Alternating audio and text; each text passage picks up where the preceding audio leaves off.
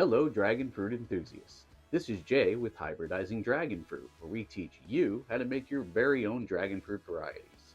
Today's tip of the day is about tip grafting. This video was a request from one of our members at HDF, in which I'm going to share with you my favorite way to graft my hybrids. Let's begin. Let's start by getting everything we need together. This is surgical tape. It's clear, has micro holes, and generally sticks just right. It's my favorite to use by far.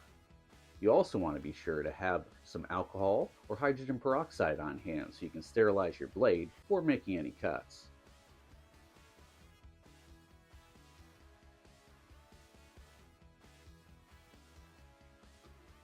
Now normally I would like to do a graft with a new growth, but unfortunately I broke off one of my recent grafts and have to reattach it.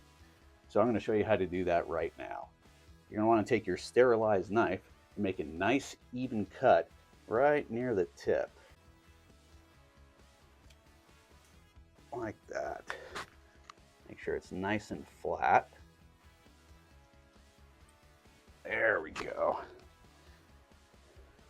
And here is the graft that broke. I can get a nice flat cut right there. And before I even start, I'm gonna get some tape ready. I like to use surgical tape. I'm gonna put 2 on just from the start, just enough to get this in place. All right.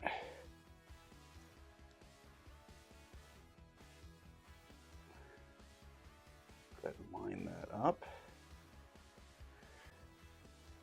For now, we're just going to line it up, make sure that's approximately in the center. Make sure that's on there nice, just like that.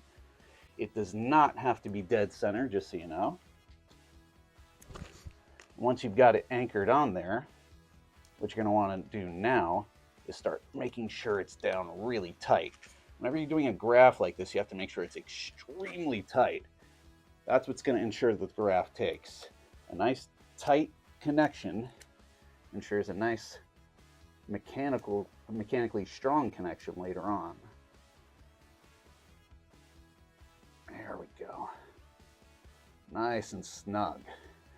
Now, oftentimes what happens with this tape is it likes to peel off after a little while, so you're going to want to put some across too to kind of hold that on there. Now, the nature of this surgical tape is that it does peel off. It's one of the reasons I like it.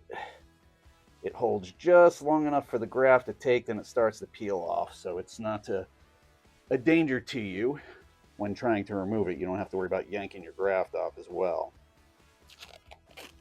All right, I'm going to give that a go with one more strip across just to make sure that doesn't come undone.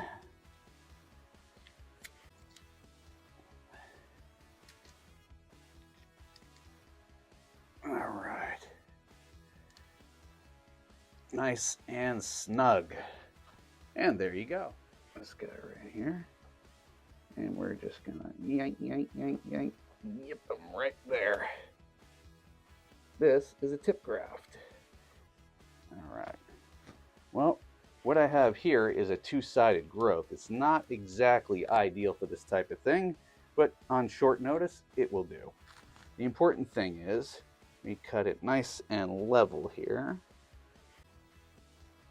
like that, so we can provide a nice flat surface for the graft to attach to. There we go. We're going to make sure our tip graft here is nice and level as well. And we're just going to take this guy here, apply a little bit of tape so we can get it initially placed. Oh boy, behave. There we go. Oh, and I yanked that right off. That's okay. Put you right on there.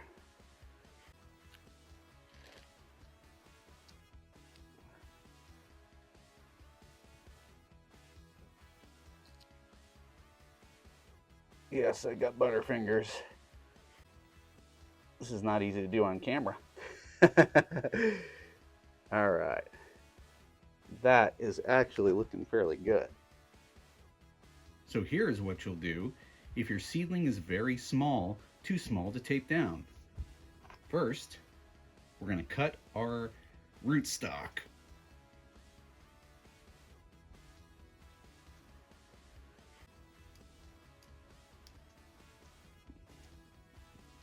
All right, get a nice clean cut. And then we're going to do the same with our seedling. Nice clean cut here.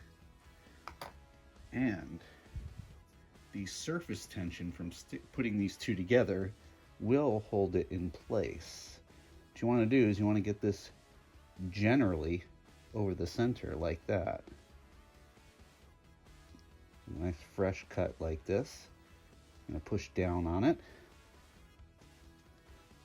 Make sure that's nice and aligned.